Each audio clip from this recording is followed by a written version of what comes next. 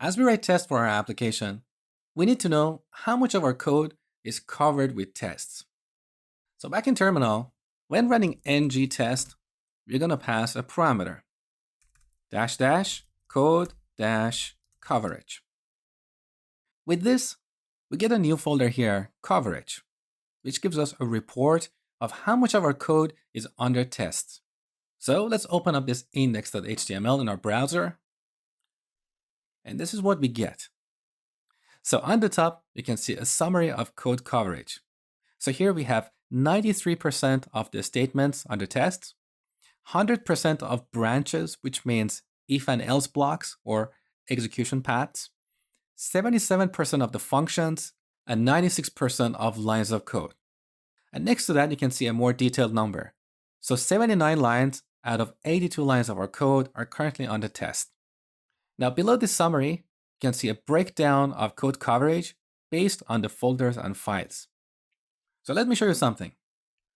I'm going to go back to the tests that I wrote in the last lecture for our to-dos component. I'm going to disable a couple of tests here. So the test that we wrote for the delete method. To disable a test, you can put an X before the it function. So that's one test, and here's the other test.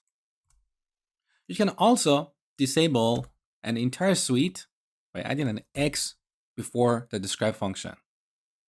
Now save. Now Karma re-executed our tests, and you can see 2 tests have been skipped.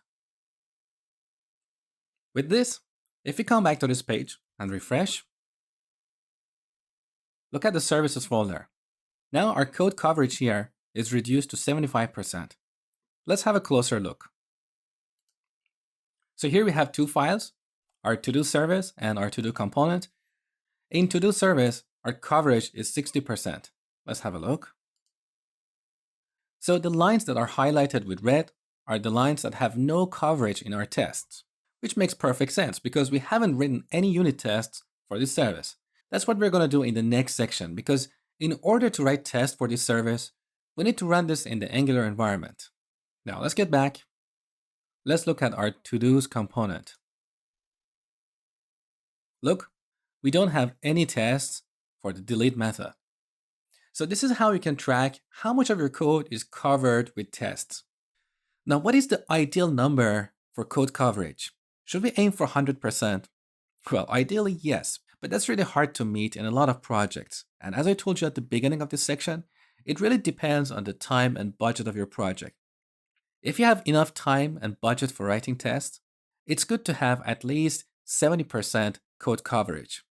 Otherwise, if you have limitations and constraints, focus on the critical parts of your application. Write tests for methods with complex logic, especially methods with multiple execution paths that take longer to test manually.